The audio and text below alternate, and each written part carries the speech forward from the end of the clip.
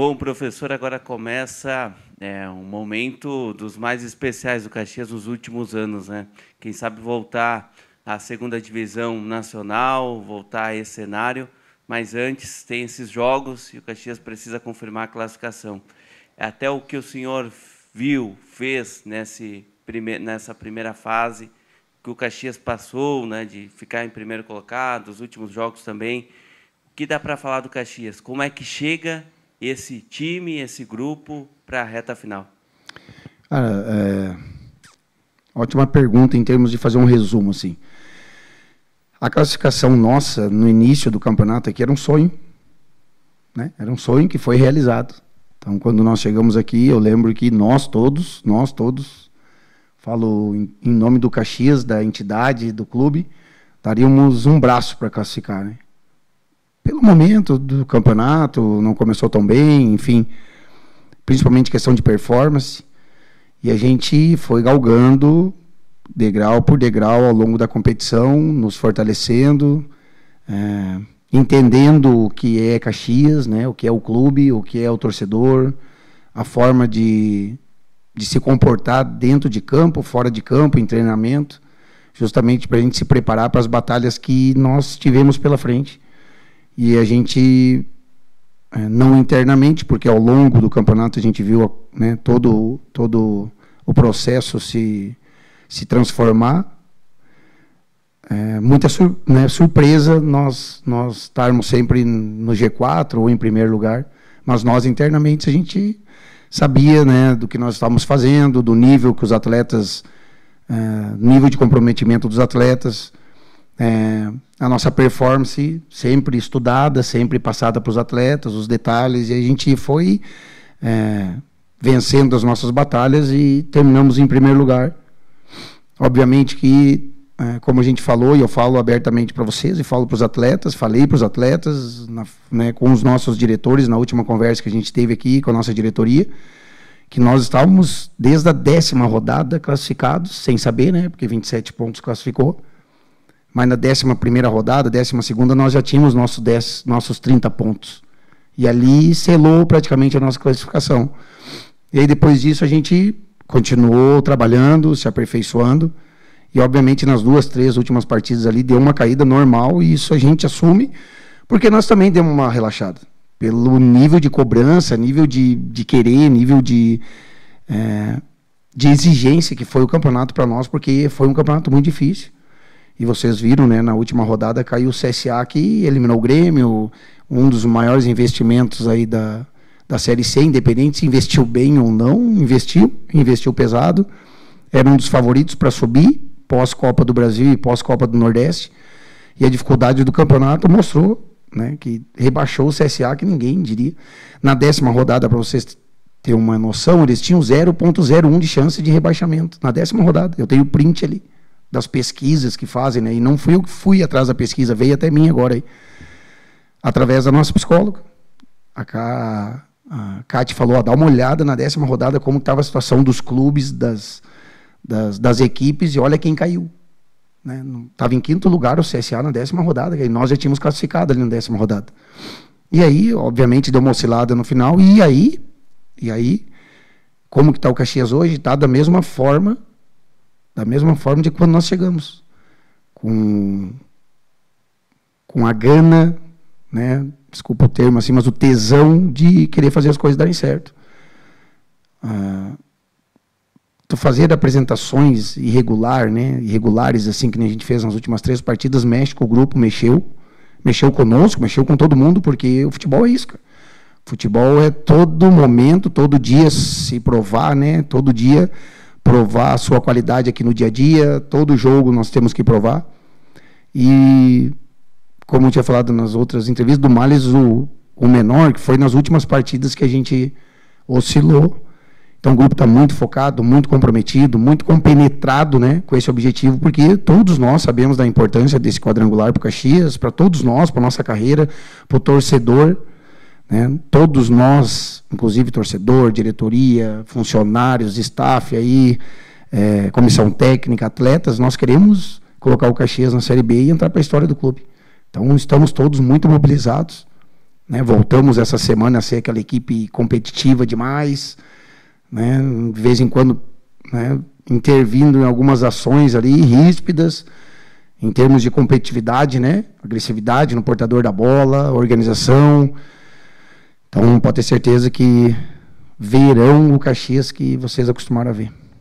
E, Júnior, projetando esse jogo do próximo domingo, pelas informações que as próprias pessoas que trabalham no Floresta nos passam, não é um clube assim que vai estar com o estádio cheio, muito pelo contrário, eles mesmos se denominam como um clube de bairro, tanto é que saíram de Fortaleza no ano passado e foram para Horizonte para tentar criar algum vínculo, né? Mas, por outro lado, vai ser um clube que talvez tenha a menor pressão dos 4, né? Classificou-se na 8ª colocação, evitou aquele risco inicial de rebaixamento. Para eles, de certa forma, claro que eles vão lutar pela vaga, mas o que vier nesse momento é lucro. Que cenário você imagina dentro dessa possibilidade, que não é de pressão da torcida, e sim pensar mesmo nas estratégias de jogo que o Floresta pode oferecer?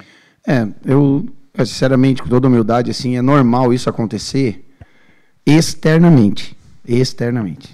Internamente, cara, a hora que o árbitro assopra aquele objeto preto dele ali, o pau pega, sabe?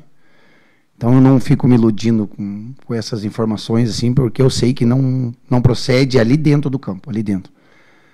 Todo mundo tem os seus sonhos, seus objetivos, todo mundo quer, como eu te falei, subir de patamar. Floresta não é diferente, a gente conhece profissionais que estão lá, são caras que estudaram muito, se prepararam muito para esse momento. A campanha deles não é à toa, né? É uma equipe muito organizada, né? Com seus padrões bem definidos mesmo. Então, é uma equipe dura de ser batida. A gente já viu eles vencendo Ponte Preta, não me engano, vários jogos difíceis eles venceram. Não lembro da Ponte Preta, tá? Desculpa, eu acho que foi o Ipiranga que venceu a Ponte Preta lá. Mas eles venceram muitos jogos difíceis aí que ninguém diria que iriam vencer. Então, o futebol não se ilude. A hora que o árbitro apitar ali, o pau vai pegar, a competitividade enorme, o time, como eu falei para ti, defensivamente muito sólido. O que nós temos que focar é em nós, né? No nosso querer aqui, porque a gente sabe que os outros também querem. A gente sempre brinca, né? Só rezar não adianta, o adversário também reza, né? Só rezar não adianta, todo mundo reza, todo mundo pede, todo mundo deseja. O que muda é a atitude, e eu tenho certeza que eles terão uma atitude tão competitiva e forte como a nossa.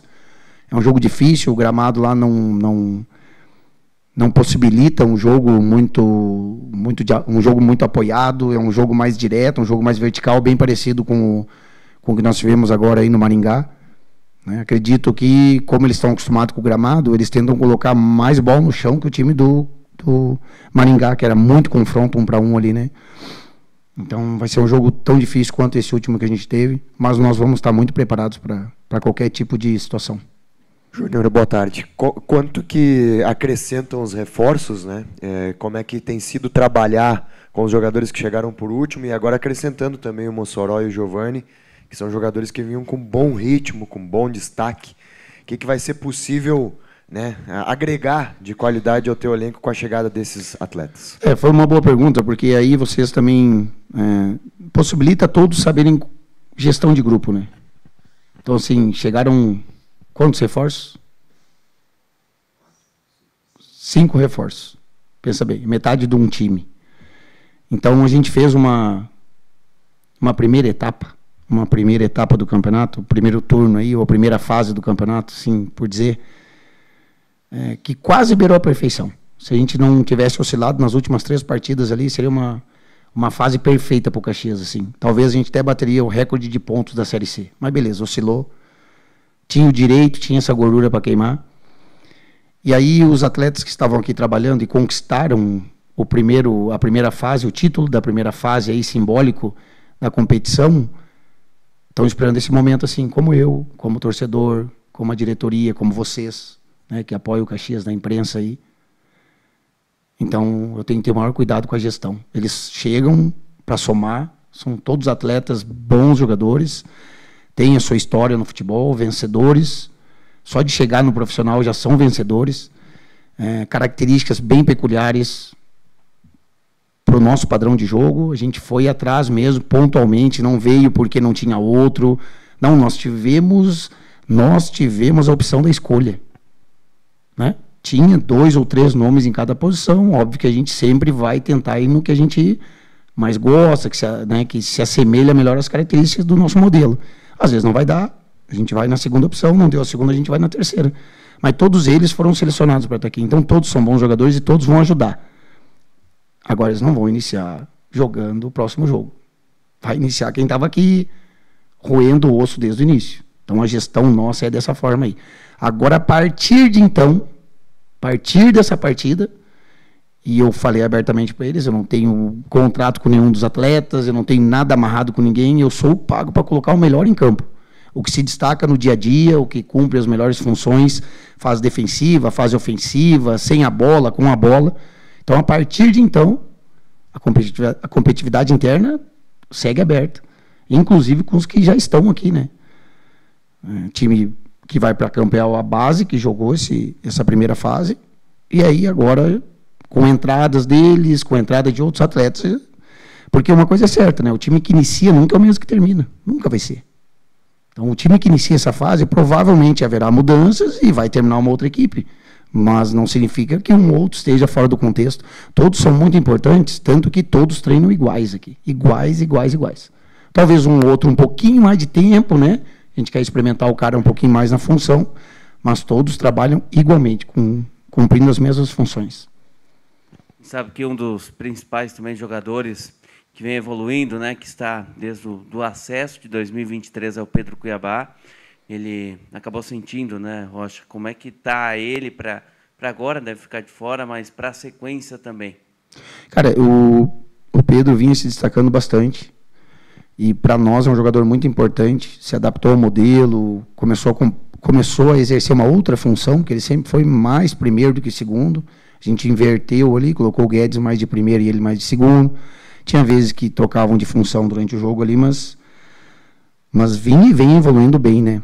Agora, essa questão de lesões, assim, eu não tenho as nomenclaturas corretas para vocês aqui. Não, cara, me falta esse conhecimento aí.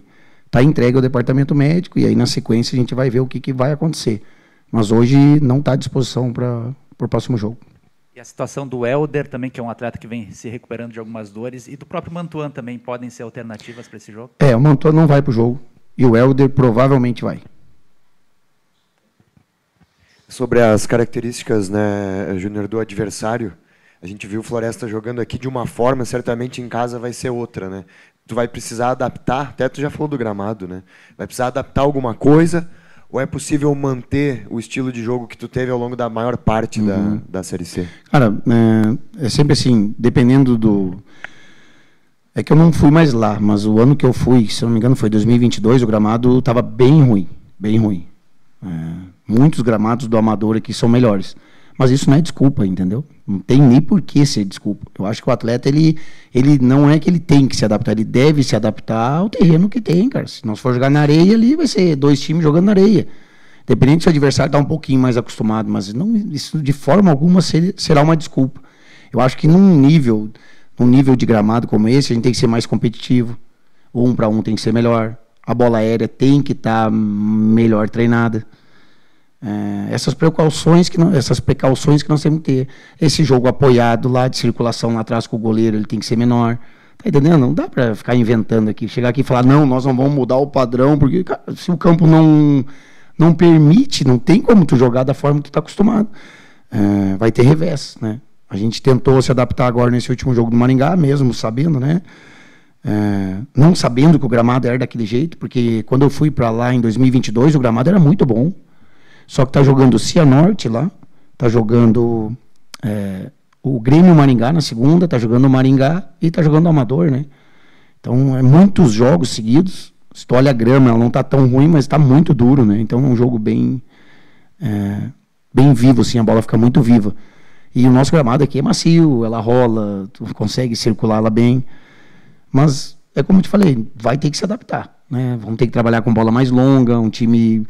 como a gente já foi, né? Como a gente já foi muito mais competitivo, muito melhor organizado nesse bloco baixo, porque vai ter muito rebote, enfim, as precauções que nós tivemos na semana aqui, estudando o adversário. E difícil, né? Tem aquela tensão do quadrangular final, todo mundo não quer errar, ninguém quer deixar de somar pontos, né?